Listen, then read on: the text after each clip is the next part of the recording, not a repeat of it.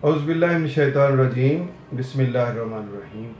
अस्सलामु अलैकुम नाज़रीन, मैं हूँ आपका होम्योपैथिक डॉक्टर रिज़वान साकिब और आज हम बात करेंगे शुगर पेशेंट को लेबॉरेटरी के कौन से टेस्ट करवाने चाहिए, कब करवाने चाहिए और शुगर के क्या नुकसानात हैं और उन नुकसानात का अज़ाला कैसे हो सकता है, शुगर पेशेंट को कौन सी अद्वियात इस्तेमाल करनी चाहिए और क्या शुगर काबिल इलाज है और शुगर का होम्योपैथिक में कंट्रोल कैसे मुमकिन है।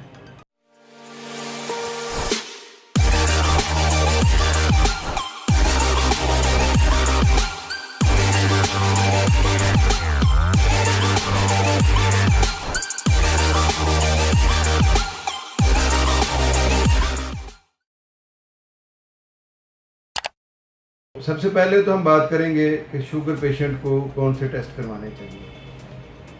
हर शुगर पेशेंट को सबसे पहली बात तो ये है कि अपने घर के अंदर एक ग्लूकोमीटर रखना चाहिए, किसी अच्छी कंपनी का लेकर, और उसको रोज़ाना की बुनियाद पर सुबह नहार मुँह बगैर कुछ खाए पिए एक दफ़ा अपनी शुगर जो है वो चेक करनी चाहिए और उसको नोट करना चाहिए डेट लेकर, और मुमकिन हो तो खाने के 2 घंटे बाद दोबारा शुगर चेक करके उसको भी लिखना चाहिए। जो खाने से पहले चेक की जाए उसको हम फास्टिंग शुगर कहते हैं, BSF जिसको हम कहते हैं, तो ब्लड शुगर फास्टिंग, और खाने के बाद जो है उसको आप BSR लिख दें, जिसका मतलब होता है कि blood sugar random.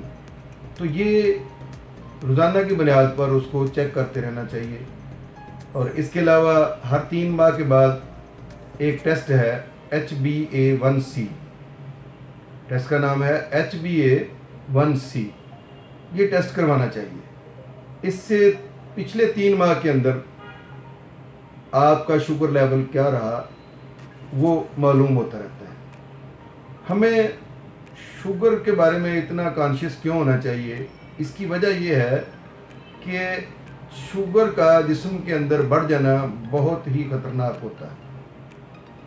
Sugar patient जो है उसके अंदर ये एक छुपा हुआ दुश्मन है, एक जहर है जो इस तरीके से जिस्म के अज़ा को ख़त्म करता चला जाता है कि इंसान को मालूम भी नहीं होता और वो फिर मौत की तरफ सफ़र करना शुरू कर देता है, या कम से कम बहुत सारी तकलीफ़ें उसको बर्दाश्त करनी पड़ती हैं। आइए आज हम आपको ये बताते हैं कि शुगर लेवल को मुस्तकिल बढ़े रहने देने और शुगर के बारे में लापरवाही बरतने से क्या नुकसानात होते हैं। शुगर जिस्म के हर हिस्से को मुतासर करती है। इसकी वजह यह है कि हमारे तमाम जिस्म के अज़ा, तमाम जो जिस्म के हिस्से हैं, बालों से लेकर नाखूनों तक, एक एक चीज़ को शुगर की ज़रूरत होती है, ग्लूकोज की ज़रूरत होती है। लेकिन जब शुगर लेवल बढ़ जाता है तो यही शुगर जो है उनके लिए इंतहाई नुकसानदेह साबित होती है। मैं बात कर रहा था कि शुगर के नुकसानात, सबसे पहला नुकसान तो ये है कि शुगर पेशेंट के आमतौर पर किडनी बहुत जल्द मुतासर होते हैं। किडनी फेलियर के जितने केसेस शुगर पेशेंट्स के हैं उससे हटकर ना होने के बराबर ऐसे हैं जिनको शुगर नहीं थी। इसलिए शुगर पेशेंट को अपना कम से कम 1 साल के बाद गुर्दों का टेस्ट भी करवाना चाहिए, जिसको हम RFT रीनल फंक्शनल टेस्ट करते हैं, जिसमें यूरिया है, क्रिएटिनिन है और दूसरी चीज़ें हैं वो उसमें शामिल होती हैं। वो देखी जाती हैं कि क्या किडनी बेहतर काम कर रहे हैं या नहीं। और फिर ये है कि शुगर पेशेंट को हार्ट के बहुत सारे प्रॉब्लम्स हो जाते हैं, हाइपरटेंशन रहता है यानी BP हाई रहता है, और इसके अलावा यह है कि हार्ट अटैक का खर्चा रहता है। इसके लिए ये पहली बात तो ये ज़रूरी है कि शुगर पेशेंट को अपनी वॉक को बाकायदा रखना चाहिए। फिर यह है कि परहेज़ करनी चाहिए और शुगर को कंट्रोल करने के लिए जो अद्वियात चाहिए वो इस्तेमाल करनी चाहिए। अगर हम ये काम नहीं करते हैं تو ہارٹ کے پرابلمز بھی اس کی وجہ سے ہوتے ہیں. پھر سیکسولی ڈسٹربینس بہت زیادہ ہوتی ہے. پیشنٹ جو ہے وہ بالکل امپوٹنس ہو جاتا ہے, نامرد ہو جاتا ہے, یا جو فیمیلز ہیں ان کے اندر اس کی خواہش بالکل ختم ہو جاتی ہے. ظاہر ہے کہ باقی تمام چیزوں کے ساتھ یہ بھی انسان کی ایک بنیادی ضرورت ہے جس سے ذہنی جسمانی سیٹسفیکشن ملتی ہے. تو اس کے لیے بھی یہ ہے کہ شوگر اس پہ بھی بہت سارے اثرات مرتب کرتی ہے. اصل میں شوگر جو ہے ہمارے تمام اعصاب کو کمزور کرتی چلی جاتی ہے. تو یہ بھی جو ہمارے جنسی اعضاء ہیں یہ بھی ظاہر ہے اعصاب ہیں, اور ان کی کمزوری بھی وہ ساری کمزوریاں پیدا کر دیتی ہے. اس کے علاوہ پیٹ میں پانی کا پڑ جانا, لیور کی خرابیاں جگر کی جو ہے وہ شوگر کی وجہ سے ہوتی ہیں. پھر جو شوگر کا سب سے خطرناک جو کہہ لیں کہ اس کا نقصان ہے وہ ہے گینگرین کا بن جانا. جہاں پہ بھی ہماری بلڈ سرکولیشن جو ہے وہ بلڈ جو ہے وہ واپس نہیں جاتا ہے, اور جو ہے نا وہ گلوکوز بھرا بلڈ جو ہے وہیں رک جاتا ہے, تو وہ ہماری جگہ گلنی سڑنی شروع ہو جاتی ہے, اور وہ اس قدر بیس ہو جاتی ہے کہ اس کو آپ پکڑ کر ایسے توڑ کر اس طریقے سے اتار سکتے ہیں جیسے خزاں کے درختوں میں کسی درخت کی سوکھی ہوئی ٹہنی جو ہے خزاں کے موسم میں اس کو آپ توڑ کر اس درخت سے الگ کر دیتے ہیں. بالکل اس طریقے سے ہی گینگرین میں اعضاء جو ہیں وہ بالکل ان کے اندر حس ختم ہو جاتی ہے.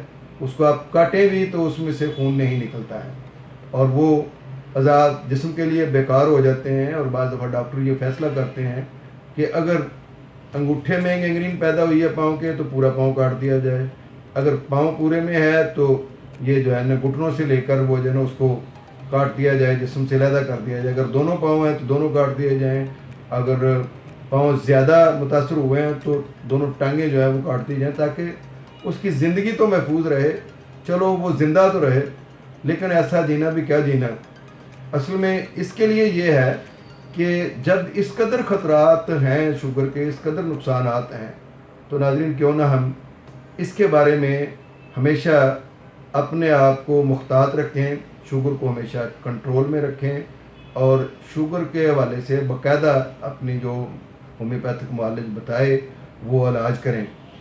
تو علاج کے حوالے سے یہ ہے کہ HbA1c آپ کو ٹیسٹ جو ہے یہ بتاتا ہے کہ شوگر لیول جو ہے وہ پچھلے 3 مہینے میں کتنا رہا, اور آپ کا فاسٹنگ اور رینڈم جو شوگر آپ ڈیلی چیک کر رہے ہیں اس میں روزانہ کی بنیاد پر آپ کی شوگر کے بارے میں پتہ چلتا رہتا ہے کہ آج میری شوگر کتنی ہے اور کل کتنی تھی, اور اگلے دن جب آپ کریں تو اس کی کتنی ہے.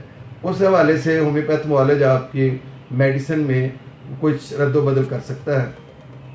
تو میں نے اپنی اس سے پہلی ایک ویڈیو میں یہ ذکر کیا تھا کہ شوگر کے اسباب میں 2 چیزیں بہت ہی اہم ہوتی ہیں. پہلی چیز یہ ہے کہ غم یا اداسی یا پریشانی یا ٹینشن یا ڈپریشن, یہ ایک ہی چیز ہے, مختلف اس کے نام ہیں. اور دوسری چیز ہے سوزاک کا ہو جانا. یہ 2 چیزیں جو ہیں یہ شوگر کا کاز بنتی ہیں, اور باقی چیزیں جو ہیں اس میں معاون ثابت ہوتی ہیں جو بد پرہیزیاں ہم کرتے ہیں, یا ہمارا لائف سٹائل جو ہے وہ ہے, ہم کسی کا جسم موٹا ہے یا کسی کا جو ہے وہ فیملی ہسٹری ہے کہ اس میں شوگر رہی ہے, یا کسی کو پہلے سے بلڈ پریشر کا عارضہ ہے. یہ وہ ساری چیزیں ہیں جو معاون ثابت ہوتی ہیں. یہ ایک ہمارا ذہن میں غلط کنسیپٹ ہے کہ شوگر میٹھا کھانے سے ہوتی ہے, شوگر ہونے کے بعد میٹھا کھایا جائے تو یہ وہ چیز ہے جو شوگر لیول کو بڑھاتی ہے. شوگر میٹھا کھانے سے نہیں ہوتی ہے. شوگر سب سے پہلا کاز جس کو ہومیوپیتھی جو ہے نا یہ کاز مانتی ہے وہ ہے سوزاک کا دب جانا. اور سوزاک کے دب جانے کی کیا علامات ہیں, یہ پیشنٹ کی ہسٹری بتاتی ہے کہ اس نے اینٹی بایوٹک زیادہ کھائے ہیں, اسٹیرائڈ زیادہ کھائے ہیں, یا پین کلرز زیادہ لی ہیں, جس کی بنیاد پر اس نے جس سوزاک کو نکل جانا چاہیے تھا جسم سے وہ اس نے دبا دیا ہے. اب اس کے بعد ہماری ہومیوپیتھی کی میڈورینم جو ہے وہ میڈیسن بہت اچھی ہے, لیکن اگر سوزاک دب جانے کے بعد جسم کے اوپر کوئی اس کا اظہار بھی ہو گیا ہے تو پھر تھوجا سے علاج شروع کرنا چاہیے. میں جب بھی پیشنٹ کو اکارڈنگ ٹو سمٹمز کو میڈیسن شروع کرنے لگتا ہوں تو اس کا آغاز اینٹی میزمیٹک میڈیسن جو ہے اس سے کرتا ہوں۔ وہ ہمارا جو اینٹی میزمیٹک میڈیسن ہے اس میں آپ کاسٹیکم ہے، تھوجا ہے، اور اس کے علاوہ ہمارے پاس میڈورینیم ہے، پھر ہمارے پاس نیٹرم سیلف ہے۔ نیٹرم سیلف تو بلکہ تمام شوگر پیشنٹس کی دوائی ہوتی ہے۔ آپ نیٹرم سیلف جو ہے پیشنٹ کو ریگولر دیں، باقی اس کے ساتھ جتنی بھی میڈیسنز اس کے اکارڈنگ ٹو سمٹمز ہیں وہ دیتے جائیں۔ تو ناظرین، یہ میرے لیکچر جو ہوتے ہیں عام طور پر ہومیوپیتھک طلبہ یا جو نو موز ہومیوپیتھک ڈاکٹرز ہیں زیادہ تر ان کے لیے ہوتے ہیں، اس لیے آپ سے میری یہ گزارش ہے کہ آپ میرا یہ لیکچر ضرور سنا کریں۔ اس سے آپ کے نالج میں اضافہ ہوتا ہے کہ ہومیوپیتھک میں شوگر کا علاج کس طرح سے ممکن ہے۔ لیکن یہ یاد رکھیں کہ سیلف میڈیکیشن کبھی نہ کریں، خود سے دوائی اپنے لیے تجویز نہ کریں، اس کے بعض دفعہ بہت سارے نقصانات ہوتے ہیں۔ آپ اپنے ہومیوپیتھک معالج سے ملیں، اس سے جو ہے وہ اپنی دوائی تجویز کروائیں اور اس کے رابطے میں رہیں۔ آپ ہماری شوگر کے حوالے سے اور باقی ہومیوپیتھک ٹریٹمنٹ کے حوالے سے مزید جو ہے وہ ویڈیوز اگر دیکھنا چاہیں تو ہمارے چینل کو سبسکرائب کرنا نہ بھولیے، اور ہمارا یہ ساتھ جو بیل کا آئیکن ہے اس کو دبانا نہ بھولیے۔ بہت شکریہ، اللہ حافظ، تھینک یو۔